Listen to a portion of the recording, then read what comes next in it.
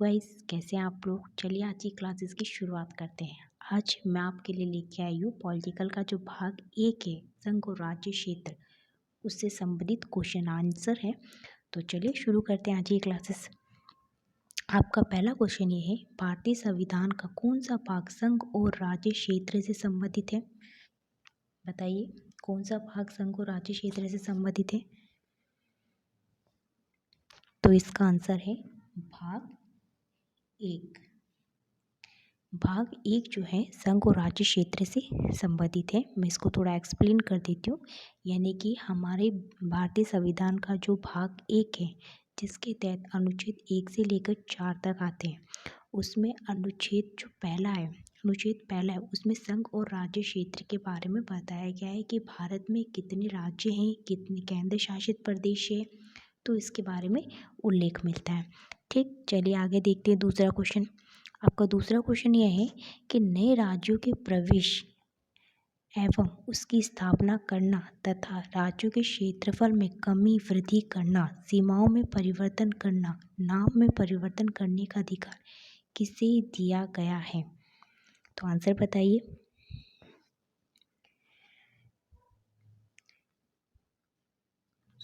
तो इसका जो आंसर होगा वो होगा संसद। क्या होगा? संसद। क्यों?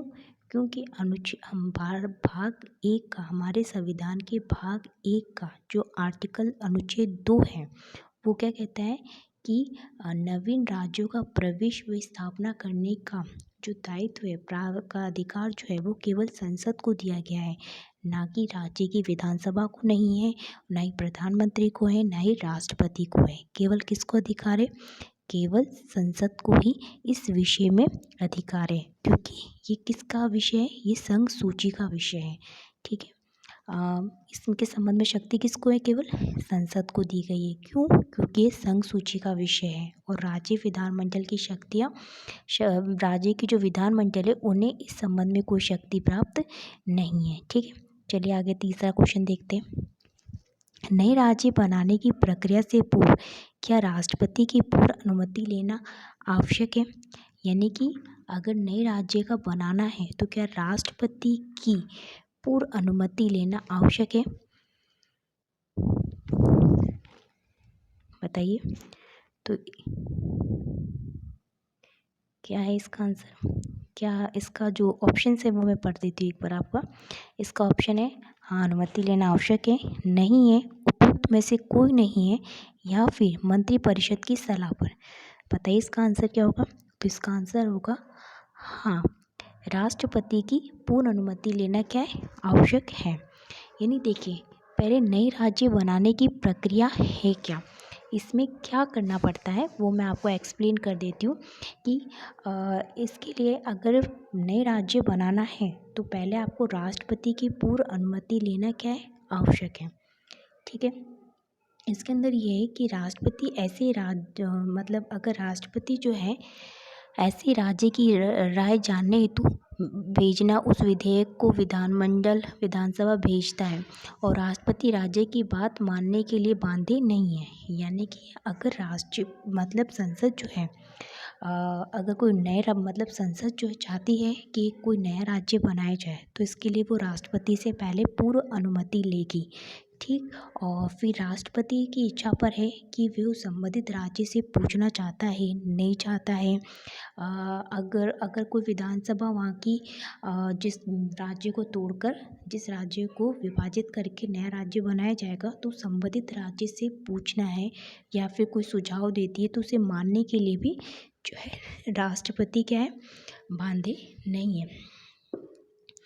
और विधेयक जो होता है, समझ में आ गया आपको? तो मैं आपको बता देती हूँ, नए राज्य बनाने की प्रक्रिया से पूर्व राष्ट्रपति की अनुमति क्या है? आवश्यक है। तो इसका आंसर क्या होगा? एक होगा। चलिए, नए राज्य बनाने की प्रक्रिया संसद के किस सदन से प्रारंभ होती है? बताइए। लोकसभा, राज्यसभा, विधानसभा, एक व दोनों से ही, कहीं से भी। तो इसका आंसर क्या होगा? तो नए राज्य बनाने की जो प्रक्रिया है, इसका आंसर होगा 4। क्यों होगा? क्योंकि नए राज्य बनाने की जो प्रक्रिया है वो लोकसभा और राज्यसभा कहीं से भी शुरू हो सकती है। ठीक है, चलिए आगे देखते हैं। नए राज्य बनाने की प्रक्रिया में क्या राष्ट्रपति अपनी वीटो शक्ति का उपयोग कर सकता है? तो इसके ऑप्शंस क्या हैं, देखिए। कर सकता है, नहीं कर सकता है, केंद्रीय मंत्री परिषद की सलाह पर, या उपयुक्त में से कोई नहीं। तो क्या नए राज्य बनाने की प्रक्रिया में राष्ट्रपति अपने वीटो पावर का यूज़ कर सकता है? तो इसका आंसर होगा नहीं कर सकता। क्या होगा? नहीं कर सकता। क्यों नहीं कर सकता? क्योंकि राष्ट्रपति जो है वो अपनी वीटो पावर का यूज़ नहीं कर सकता, क्योंकि राष्ट्रपति की ही अनुमति से ये विधेयक लेकर आया गया। तो जब उसी की अनुमति से ये काम हो रहा है तो फिर वो बाद में मना क्यों करेगा? इसलिए जो है मना नहीं कर सकता, मतलब वीटो शक्ति का यूज़ नहीं कर सकता। ठीक है, चलिए आगे चलते हैं। नए राज्य बनाने की प्रक्रिया में यदि संसद के दोनों सदनों में मतभेद होने पर क्या संयुक्त अधिवेशन बुलाया जा सकता है? हाँ, नहीं, उपयुक्त में से कोई नहीं, ये विधानसभा की सिफारिश पर। बताइए इसका आंसर क्या होगा? कहने का मतलब ये है कि नए राज्य बनाने की प्रक्रिया में यदि संसद के दोनों सदनों में मतभेद होने पर क्या संयुक्त अधिवेशन बुलाया जा सकता है?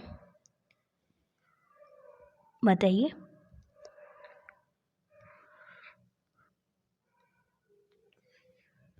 तो यहाँ पे होगा हाँ, बुलाया जा सकता है, क्योंकि साधारण बहुमत से पास होता है और पर इसका संविधान में उल्लेख नहीं है। तो हाँ, संयुक्त अधिवेशन बुलाया जा सकता है। ठीक है, तो क्या है, इसमें संयुक्त अधिवेशन बुलाया जा सकता है। तो मैं आपको बता दूं कि अनुच्छेद 368 के तहत संविधान संशोधन नहीं माना जाता, इसे साधारण बहुमत से पास करना होता है, और साधारण बहुमत से पास करना होता है। ठीक, और तो इसको एक साधारण विधेयक की तरह माना जाता है, और इसीलिए जो है संयुक्त अधिवेशन बुलाया जा सकता है, क्योंकि साधारण बहुमत से पास होता है इसीलिए। और इसके संबंध में संविधान में कोई उल्लेख नहीं है, पर ये साधारण बहुमत से पास होता है और साधारण बहुमत के लिए संयुक्त अधिवेशन बुलाया जा सकता है, तो इसीलिए इसमें भी संयुक्त अधिवेशन बुलाया जा सकता है। तो इसका आंसर होगा 1। ठीक, चलिए आगे चलते हैं।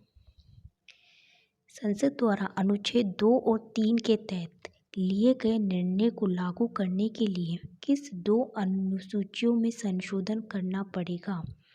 हमारा क्वेश्चन ये है कि संसद द्वारा अनुच्छेद 2 और 3 के तहत लिए गए निर्णय को लागू करने के लिए किस 2 अनुसूचियों में संशोधन करना पड़ेगा? बताइए, क्या अनुसूची 1, अनुसूची 3, अनुसूची 4, 1 व 3 दोनों?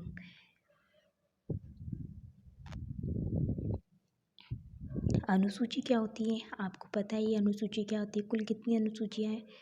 12 अनुसूचियाँ हैं। ठीक है, तो हमारा क्वेश्चन ये है कि अगर अनुच्छेद 2 और 3 यानी 2 के तहत क्या है कि संसद जो है नए राज्य बना सकती है, और नए राज्य मतलब संसद जो है नए राज्यों को प्रवेश दे सकती है। मतलब कहने का मतलब ये है कि जैसे कि नए राज्यों का प्रवेश व स्थापना कर सकती है, किसके तहत? अनुच्छेद 2 के तहत। जबकि अनुच्छेद 3 के तहत क्या है? नवीन राज्यों की स्थापना।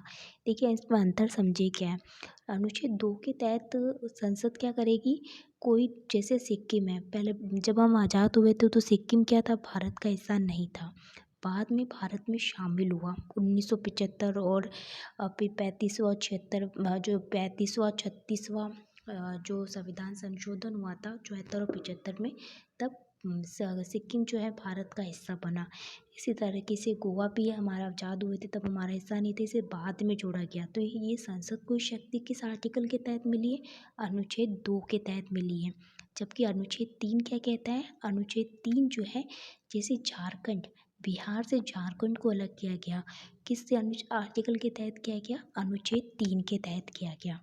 तो कहने का मतलब ये है कि अनुच्छेद 2 और 3 के तहत अगर नए राज्यों को, या तो नए राज्यों को प्रवेश किया जाता है या फिर नए राज्य बनाए जाते हैं, तो इसमें किस में संशोधन करना पड़ेगा? तो इसके अंदर हमें अनुसूची 1 और अनुसूची 4 में संशोधन करना पड़ेगा। तो इसके लिए आंसर क्या होगा हमारा? तो इसका आंसर होगा 4। अनुसूची किससे संबंधित है? इसमें हमारे राज्यों के नाम लिखे हुए हैं, ठीक है। तो यानी कि अगर राज्य बढ़ेंगे घटेंगे तो फिर इसमें बदलाव करना पड़ेगा। और अनुसूची 4 क्या है? ये राज्यसभा के सदस्यों की संख्या राज्यसभा से संबंधित है। तो हर राज्य से राज्यसभा मेंबर चुनकर जाते हैं, तो इसमें भी कुछ बदलाव करना पड़ेगा, इसीलिए इसका आंसर होगा 4। ठीक, अब आते हैं हमारे पास भाषाई प्रांतीय आयोग का गठन कब किया गया?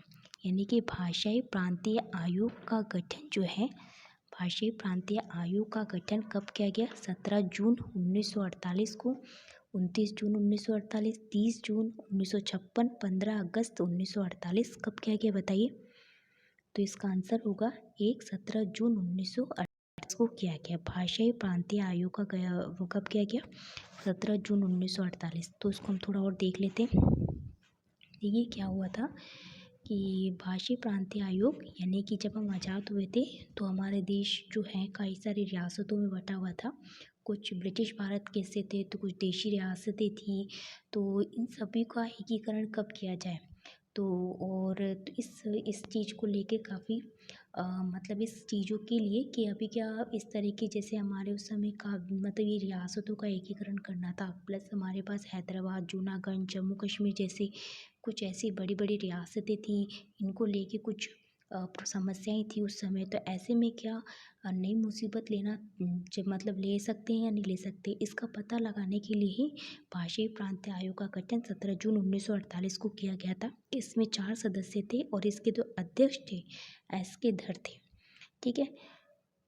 और इसने जब अपनी रिपोर्ट दी थी तो इसने ये कहा था कि भारत में नए राज्य केवल भाषा के आधार पर नहीं बनने चाहिए। यानी कि उस समय जो है सभी मतलब ऐसा ये था कि भारत के सामने एक तरफ तो हम नए नए आज़ाद हुए थे, दूसरी तरफ पाकिस्तान की समस्या हमारे पास थी, जम्मू कश्मीर, हैदराबाद, जूनागढ़ जैसी रियासतें हमारे लिए समस्याएं थी। यानी जब हम आज़ाद हुए थे हमारे सामने कई सारी समस्याएं थी।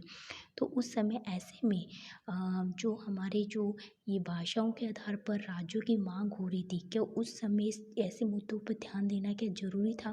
तो इसके लिए भाषाई प्रांतीय आयोग का गठन किया गया और इसने अपनी रिपोर्ट में कहा कि नहीं, भाषाओं के आधार पर राज्यों का गठन नहीं करना चाहिए, क्योंकि भारत में भाषाओं की संख्या ज़्यादा है। तो पहले से मलयालम में जैसे केरल, कन्नड़ में कर्नाटक, तमिल में तमिलनाडु, उड़िया में उड़ीसा बोली जाती है। ऐसे में भारत में इतनी सारी भाषाएं बोली जाती है, इसलिए राज्यों का जो गठन है वो भाषाओं के आधार पर नहीं करना चाहिए। जबकि राज्यों का जो गठन है, यानी राज्य जो बनाए जाने चाहिए, वो भौगोलिक, राजनीतिक, सांस्कृतिक स्थितियों के आधार पर बनाए जाने चाहिए। तो इसका बस ये उस समय की स्थिति की, यानी जो राज्य जो बनाए जाए कैसे बनाए जाए, इसका आधार क्या हो, इसका ज्ञात करने के लिए ही प्रांतीय भाषा आयोग का गठन एस के धर की अध्यक्षता में किया गया था। ठीक है, चलिए आगे चलिए। ये क्वेश्चन है, भाषाई प्रांतीय आयोग के अध्यक्ष कौन थे? तो इसका आंसर क्या बता दिया मैंने आपको, एस के धर है, एस के धर है। ठीक है, चलिए। भारत की स्वतंत्रता के दिन 15 अगस्त 1947 तक निम्न में से कौन सी देशी रियासतें भारतीय गणराज्य में शामिल नहीं हुई थी? देख लेते हैं कौन कौन सी रियासतें। जम्मू कश्मीर, जूनागढ़, हैदराबाद, उपयुक्त सभी। तो इसका आंसर होगा उपयुक्त सभी। ठीक है, जूनागढ़ रियासत किस राज्य का भाग थी? किस रियासत का भाग थी? तो इसका आंसर होगा गुजरात। ठीक है, गुजरात। भारतीय रियासती विभाग के प्रशासनिक सचिव थे, कौन थे? प्रशासनिक सचिव कौन है बताइए, कौन है? तो इसका आंसर आएगा वीपी मेनन। ठीक है, वीपी मेनन इसके भारतीय रियासती विभाग के प्रशासनिक सचिव थे। राज्य पुनर्गठन आयोग का गठन किस तिथि को किया गया बताइए? राज्य पुनर्गठन आयोग, राज्य पुनर्गठन आयोग का गठन कब किया गया? गठन किस तिथि को किया गया बताइए? तो 26 जनवरी 1950 को, 22 दिसंबर 1953, 3 अक्टूबर 1956 और 1 नवंबर 1956। कब किया गया?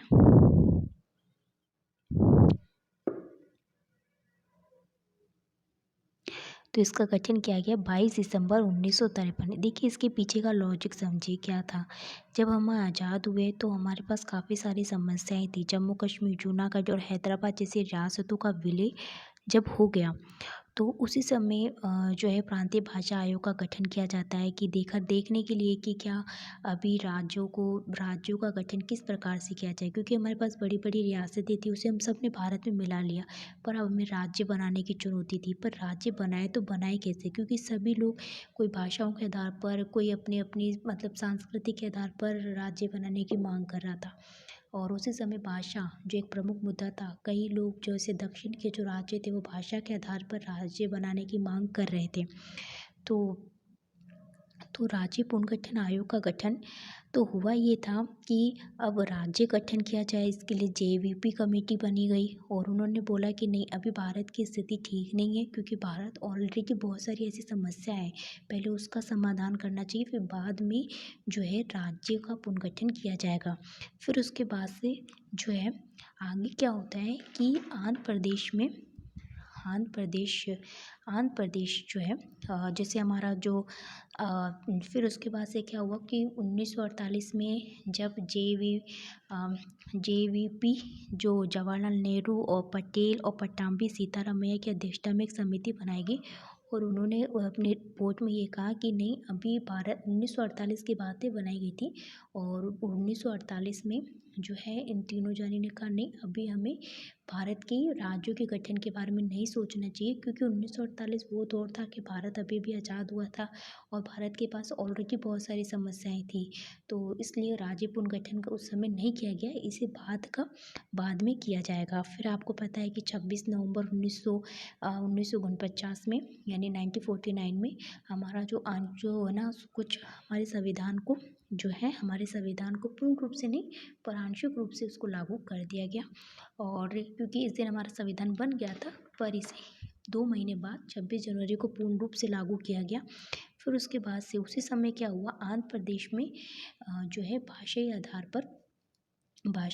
पर राज्य गठन की मांग होने लगी थी और जो श्री राम लुपोटी थे उन्होंने उपवास रखा और 16 दिसंबर 1952 को उनकी मृत्यु हो गई। और जो श्री राम लुपोटी थे, इनका मानना ये था कि मतलब भाषाई आधार पर आंध्र प्रदेश का गठन करना चाहते थे, तेलुगु भाषा के आधार पर ना आंध्र प्रदेश का गठन करना चाहते थे। जब इनकी मृत्यु हो गई तो फिर पंडित जवाहरलाल नेहरू को जो है इनकी बात को माननी पड़ी और फिर 19 दिसंबर 1952 को पंडित जवाहरलाल नेहरू ने आंध्र प्रदेश के गठन की घोषणा कर दी और 1 अक्टूबर 1953 को स्वतंत्र रूप से आंध्र प्रदेश जो है भाषाई आधार पर पहला राज्य बन गया। पर भाषा के आधार पर ये गठित पहला राज्य था, पर ऐसा हो सकता था कि अन्य राज्य भी भाषा के आधार पर राज्य की मांग करने लगे, तो इसी को ध्यान में रखते हुए राज्य पुनर्गठन आयोग का गठन किया गया 22 दिसंबर 1953 को। और इसी की रिपोर्ट जब दिसंबर 1955 में आई तो राज्य पुनर्गठन अधिनियम 1956 में लागू किया गया। ठीक है, चलिए आगे चलते हैं।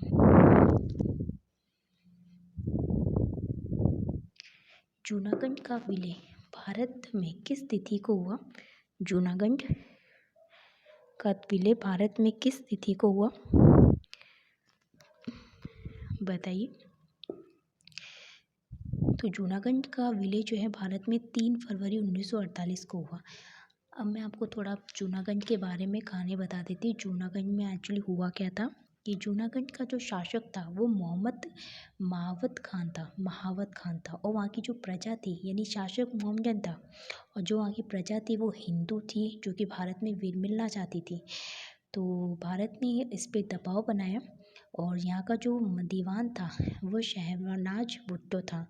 ठीक है, और जनमत संग्रह करवाया गया और जनमत संग्रह कराने के बाद से शहनाज भुट्टो ने भारत का सहयोग दिया और 20 फरवरी 1948 को जनमत संग्रह में 90% से अधिक लोगों ने भारत के पक्ष में अपना वोट डाला, यानी कि वो भारत में शामिल होना चाहते थे और फिर फरवरी 1948 में उन्हें भारत में शामिल कर दिया गया। ठीक है, जम्मू की स्वतंत्रता के समय क्षेत्रफल की दृष्टि से देश की सबसे बड़ी देशी रियासत थी। कौन सी थी? बताइए कौन सी स्वतंत्र? जम्मू कश्मीर, हैदराबाद, जोधपुर, जैसलमेर, कौन सी थी? तो इसका आंसर होगा जम्मू कश्मीर। जम्मू कश्मीर जो थी स्वतंत्र क्षेत्रफल की दृष्टि से देश की सबसे बड़ी उस समय रियासत थी। भारत की स्वतंत्रता के समय देश के एकीकरण हेतु गठित रियासती विभाग के मुखिया कौन थे? पंडित जवाहरलाल नेहरू, के.एम. मुंशी या फिर सरदार वल्लभ भाई पटेल या डॉक्टर राजेंद्र प्रसाद? बताइए कौन थे? तो इसका आंसर होगा सरदार वल्लभ भाई पटेल थे। जम्मू कश्मीर रियासत के शासक ने भारत में विलय के पत्र पर कब हस्ताक्षर किया? बताइए कब हस्ताक्षर किया?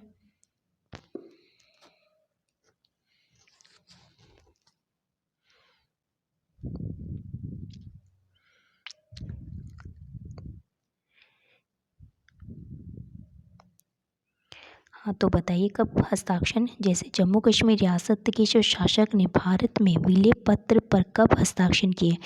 13 अक्टूबर 1947 को, 26 अक्टूबर 1948 को, 26 अक्टूबर 1947 को, 2 अक्टूबर 1948 को। इसका आंसर होगा 26 अक्टूबर 1947 को।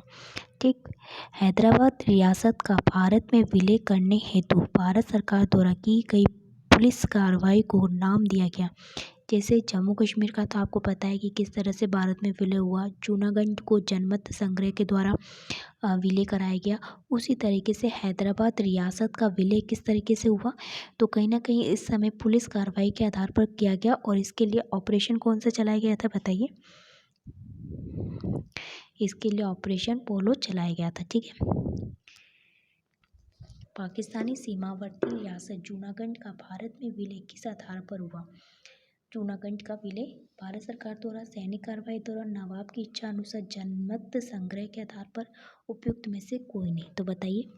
मैंने आपको बताया था कि महावत खान जो था वो भाग गया था, क्योंकि फिर जब भारत सरकार ने कार्रवाई की तो महावत खान भाग गया। जो उसका दीवान था, जो वित्त मंत्री था, शहनवाज भुट्टो, उसी ने भारत में जो है मदद की थी भारत में मतलब भारत में जूनागढ़ को विलय कराने में। तो ये नवाब की इच्छा के अनुसार जनमत संग्रह के आधार पर हुआ। ठीक है। तो इसका आंसर क्या होगा? 3। ठीक है। आगे चलिए। स्वतंत्रता के पश्चात एकीकृत राज्य भारत में राज्यों को निम्न में से किन किन श्रेणियों में बांटा गया था? तो इसमें मैं आपको बता दूं, जब 26 नवंबर 1948 तक भारत के सभी जो 11 ब्रिटिश प्रांत थे और 5 देखो, जब भारत 26 नवंबर 1948 तक भारत के पास क्या थे? तो भारत के पास 11 तो ब्रिटिश प्रांत, 552 रियासतें, 3 चीफ कमिश्नरी एरियाज थे, जिसे हमने ABCD श्रेणियों में विभक्त किया था। ए श्रेणी में जो है हमने किसे रखा था? ब्रिटिश काल में स्वतंत्र प्राप्ति थी, मतलब ऐसे राज्य ऐसे रखे थे जो कि हमें ब्रिटिश गवर्नमेंट से जो चीज़ हमें प्राप्त हुई थी, जो राज्य ब्रिटिश गवर्नमेंट से प्राप्त हुए थे, उसको ए श्रेणी में रखा था। जो हमारी बड़ी बड़ी रियासतें थी उसे बी श्रेणी में रखा था। जो चीफ कमिश्नरी एरिया थे उसको सी श्रेणी में रखा था। और अंडमान निकोबार द्वीप समूह को हमने डी श्रेणी में रखा था। ठीक, चलिए आगे। अभी मैंने आपको बताया था कि भाषाई आधार पर गठित भारत का पहला राज्य कौन सा है? आंध्र प्रदेश, तेलंगाना, तमिलनाडु, कर्नाटक। कौन सा है? मैंने अभी आपको बताया था कि भाषाई आधार पर आंध्र प्रदेश पहला ऐसा राज्य है जो कि भाषाई आधार पर गठित हुआ था। फिर राज्य पुनर्गठन आयोग के अध्यक्ष कौन थे?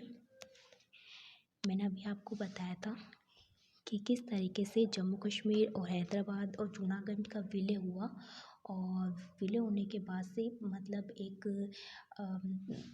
विलय हो जाता है, और विलय होने के बाद से जो है भाषाई प्रांतीय आयोग का गठन किया गया।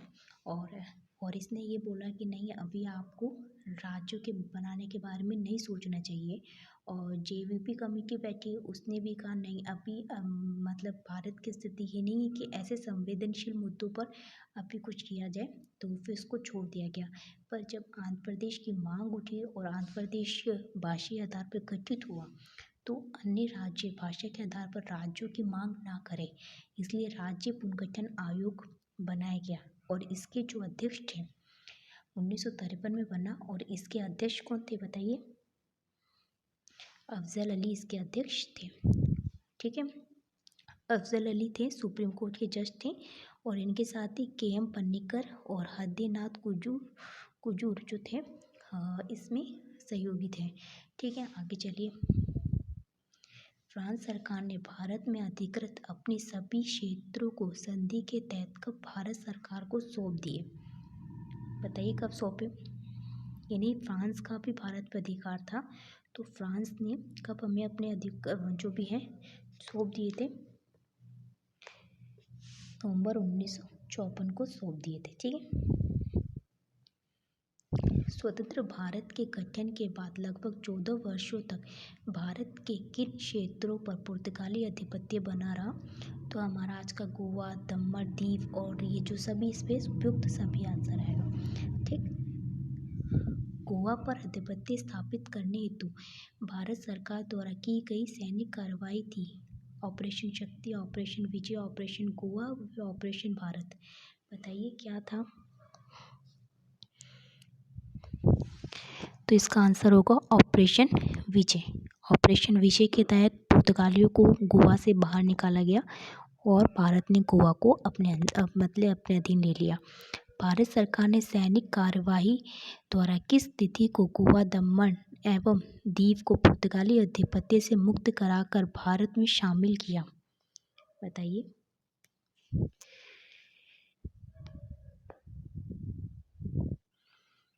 19 सितंबर 1961 को। ठीक है, लक्षद्वीप का भारत में विलय हुआ 1 नवंबर 1956, 2 अक्टूबर 1961, 11 अगस्त 1965, 15 अगस्त 1953। तो लक्षद्वीप का भारत में विलय कब हुआ? तो वो होगा 11 अगस्त 1965 को। ठीक है, चंद्रनगर कोलकाता कब भारत में शामिल हुआ?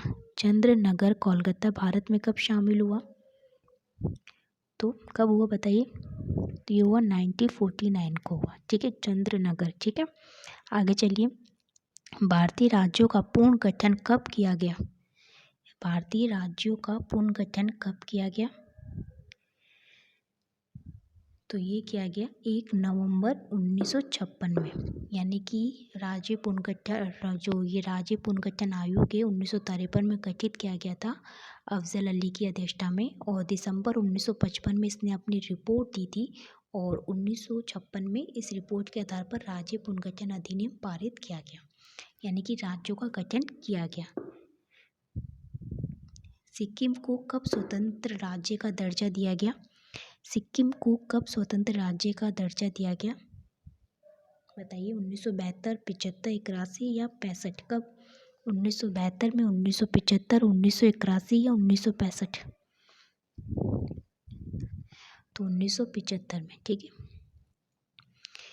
1987 में निम्न में से किस पूर्ण राज्य का दर्जा दिया गया? 1987 में इनमें से किस राज्य को पूर्ण राज्य का दर्जा दिया गया? बताइए।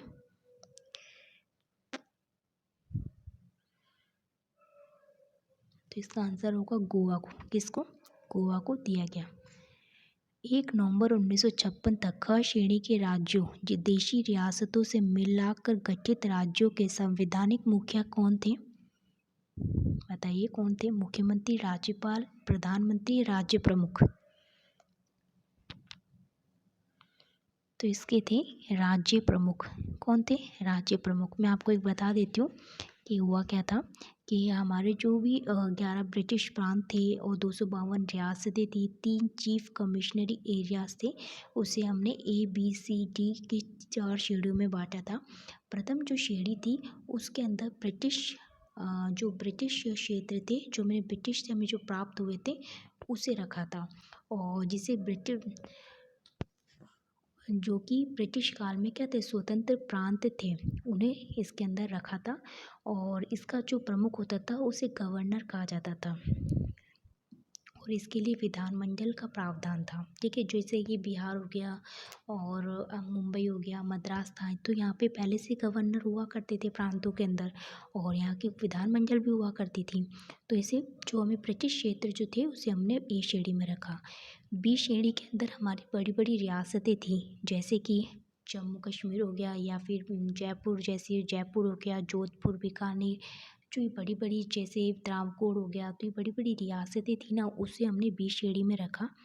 और इससे जिस श्रेणी में जो प्रमुख होते थे, जो कि उसे राज्य प्रमुख कहा जाता था, और इसके अंतर्गत विधानमंडल भी बना, और ए की तुलना में ये कम अधिकार इसे प्राप्त थे। फिर सी श्रेणी में चीफ कमिश्नर एरिया रखा गया, जो भारत के गवर्नर जनरल के अधीन ये क्षेत्र था, यानी कि आज के राष्ट्रपति के अधीन था। और जो डी श्रेणी थी उसमें अंडमान और निकोबार और लक्षद्वीप को रखा गया था, जो कि सेंट्रल गवर्नमेंट द्वारा शासित होता था। ठीक है, देखिए जब हमारा मतलब राज्य पुनर्गठन 1956 में राज्यों का पुनर्गठन कर दिया गया, और उस समय 14 राज्य और 6 केंद्र शासित प्रदेश बनाए गए थे। फिर हुआ ये कि महाराष्ट्र एवं गुजरात राज्य का निर्माण कब हुआ, बताइए कब हुआ? 1960 में। कब हुआ? 1960 में। हुआ क्या था कि 1956 आया, तो 1956 में हुआ ये कि आंध्र प्रदेश गठित हो, 1953 में आंध्र प्रदेश गठित हो गया। फिर 1956 में राज्य पुनर्गठित कर दिया गया। पर गुजरात और महाराष्ट्र जो थे वो अलग अलग राज्य की मांग कर रहे थे, तो बाद में 1960 में महाराष्ट्र से गुजरात को अलग करके एक नया राज्य बनाया गया। तो 15 राज्य जो है हमारा गुजरात है। ठीक है, अब आगे चलते हैं। पंजाब से पृथक होकर हरियाणा राज्य का गठन कब किया गया? 1966 में, 1962 में, 1971 में, या 1967 में? कब किया गया बताइए? तो इसका आंसर होगा 1966 में पंजाब से पृथक होकर हरियाणा राज्य गठित हुआ। ठीक, स्वतंत्र राज्य बनने से पहले इनमें से कौन सा राज्य 6ठी अनुसूची में शामिल जनजातीय क्षेत्र था? तो नागालैंड इसका आंसर है। कौन से संविधान संशोधन के द्वारा गोवा को भारत का 25वां राज्य बनाया गया? बताइए, मतलब गोवा को जब 1987 में शामिल किया गया, तो कौन सा संविधान संशोधन था जो गोवा को भारत में मिलाया गया?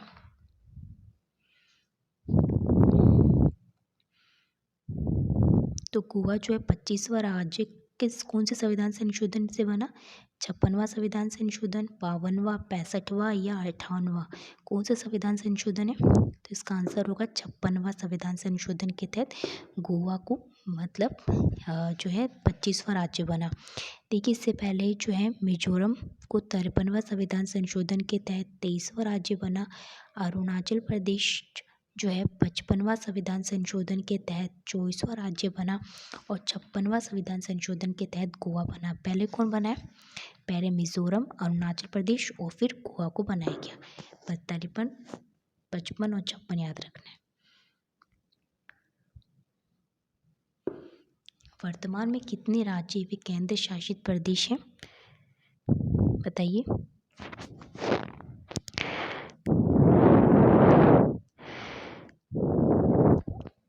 बताइए कितने राज्य हैं हमारे?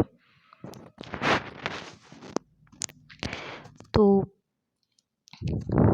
हमारे जो हैं अभी इनमें से हम 28 राज्य 7 केंद्र शासित प्रदेश, 29 राज्य 7 केंद्र शासित प्रदेश, 28 राज्य 9 केंद्र शासित प्रदेश, या उपयुक्त में से कोई नहीं? तो इसका आंसर है उपयुक्त में से कोई नहीं, क्योंकि अभी हमारे 28 राज्य हैं, 28 राज्य हैं और कितने केंद्र? 8 केंद्र शासित प्रदेश हैं। ठीक है, ठीक है, चलिए फिर आगे चलते हैं। मैसूर रियासत का संबंध वर्तमान में किस राज्य से है? बताइए, मैसूर जो है यार उसका संबंध किस राज्य से है? मैसूर का संबंध किस राज्य से है? तो इसका आंसर आएगा कर्नाटक। ठीक, कर्नाटक आएगा। चलिए आगे चलते हैं। स्वतंत्रता के पश्चात एकीकृत भारत के निम्न में से कौन कौन से क्षेत्र फ्रांसीसी सरकार के अधिकार में थे? पांडिचेरी, चंद्रनगर, कारेकल या नाम व माहे उपयुक्त सभी?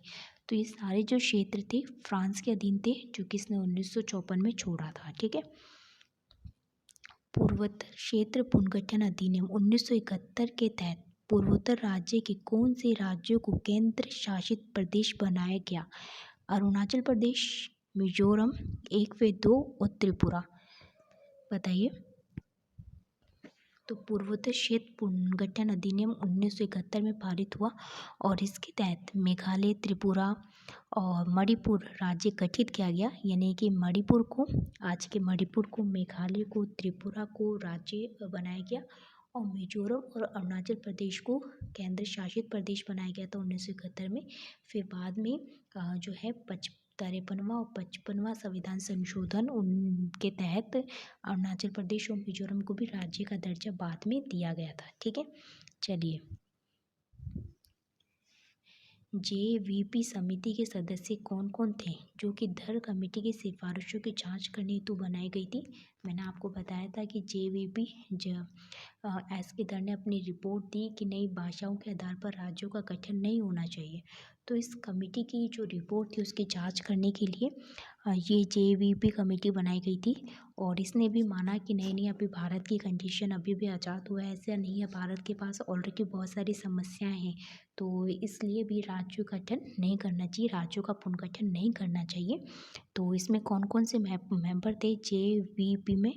तो इसके अंदर जवाहरलाल नेहरू, सरदार वल्लभ भाई पटेल, पट्टाभी सीतारामैया, उपयुक्त सभी। तो ये उपयुक्त तीनों ही इसके अंदर शामिल थे। इनमें से किस रियासत का विलय भारत में नौसैनिक कार्रवाई के द्वारा हुआ? तो मैंने आपको बताया था जूनागढ़ रियासत तो किस तरह से मिला, जनमत संग्रह कराया गया था। जम्मू कश्मीर रियासत उन्होंने अपना सिग्नेचर किया जो वहाँ के राजा थे, और पर हैदराबाद रियासत को हमने सैनिक कार्रवाई के द्वारा प्राप्त किया है। ठीक है, चलिए। भाषा के आधार पर गठित पहला राज्य आंध्र प्रदेश कब बना? बताइए। 1 अक्टूबर 1953, दूसरा है 26 नवंबर 1956, 23 दिसंबर 1954 या 1 दिसंबर 1952। तो इसका आंसर होगा एक, बताइए कौन सा है, बताइए। तो इसका आंसर है 1 अक्टूबर 1953 को। ठीक है,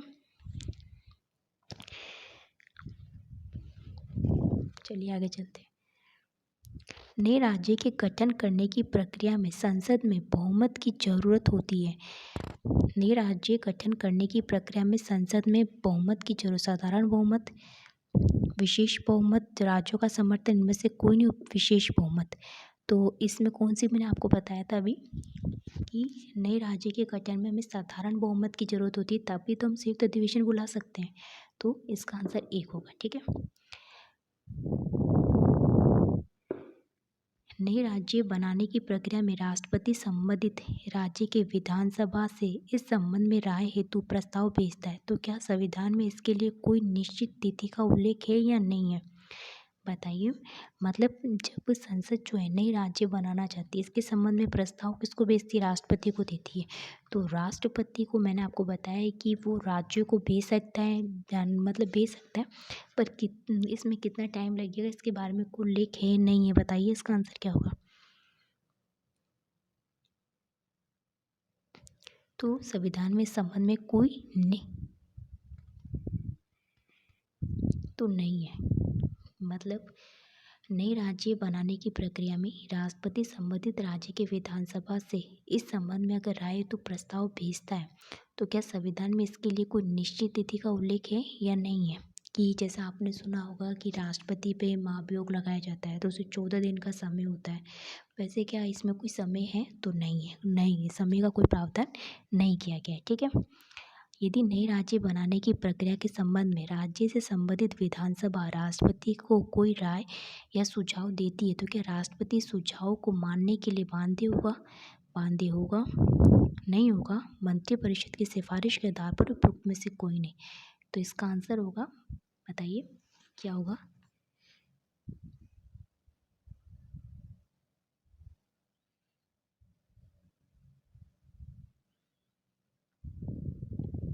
तो इसका आंसर होगा राष्ट्रपति जो है बाध्य नहीं होगा, नहीं मानते। जरूरी नहीं है कि विधानसभा अगर कोई सुझाव देती है तो राष्ट्रपति उसे माने ही माने, ये राष्ट्रपति के विवेक पर निर्भर करता है। ठीक है, मद्रास का संबंध वर्तमान में किस राज्य से है?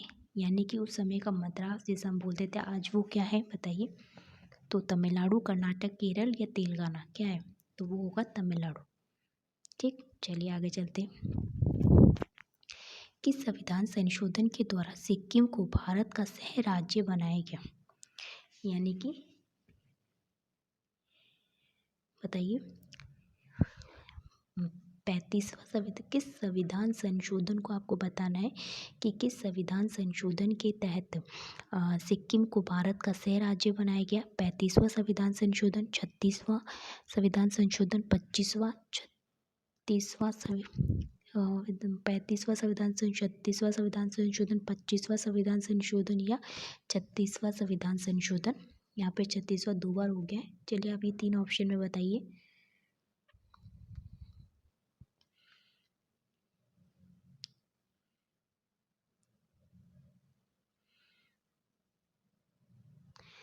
हमारा क्वेश्चंस क्या है? सह राज्य बताना है आपको कि सिक्किम को सह राज्य कब बनाया गया? तो 35वां संविधान संशोधन 1974 से 74 के तहत जो सिक्किम है उसको सह राज्य के रूप में बनाया गया। तो इसका आंसर होगा 35वां संविधान संशोधन। और पूर्ण राज्य का दर्जा जो है 36वां संविधान संशोधन के तहत 1975 में दिया गया। ठीक है, आगे चलिए। अनुच्छेद 1 के अनुसार भारत क्या है?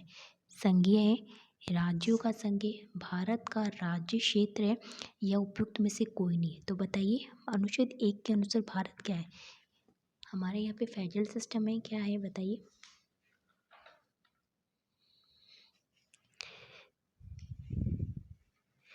तो हमारे यहाँ पे जो है राज्यों का संघ है, राज्यों का, भारत क्या है? राज्यों का संघ है। ठीक है, हमारे जो संविधान, भारत क्या है? राज्यों का संघ है। ठीक है, तो भारत के संघ का क्या नाम है? तो भारत के संघ का नाम है इंडिया, दैट इज भारत। ठीक, और भाषाई प्रांतीय आयोग ने किस आधार पर राज्यों के पुनर्गठन की बात नहीं कही थी? यानी कि जो मैंने आपको बताया था, जो एस के दर की अध्यक्षता में जो भाषाई प्रांतीय आयोग का गठन किया गया था, इसने किस आधार पर राज्यों के पुनर्गठन की बात नहीं कही थी?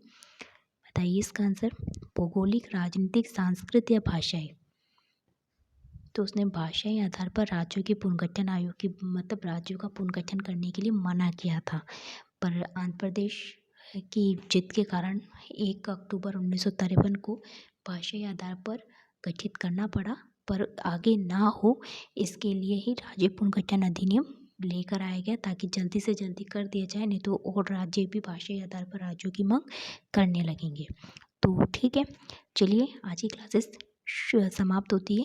ये जो है संघ भाग, जो हमारे भारतीय संविधान का भाग 1 है, जिसमें संघ और राज्य से संबंधित है, उससे संबंधित ये क्वेश्चन थे। और मैंने आपको इस एक्सप्लेन करके एक एक चीज़ समझाया है। और मैं आपसे ये चैप्टर मैं यहीं ख़त्म करती हूँ। और आगे जो है हम देखेंगे भाग 2, 3, 4, उससे रिलेटिव जो क्वेश्चंस होंगे वो मैं आपके लिए लेकर आऊँगी। अगर आपने इन क्वेश्चंस को कर लिए तो आपको कुछ मतलब एक क्वेश्चंस को कर लिए तो फिर आपको कुछ और चीज़ पढ़ने की ज़रूरत नहीं है। इसमें मैंने पूरी कोशिश की है कि इसको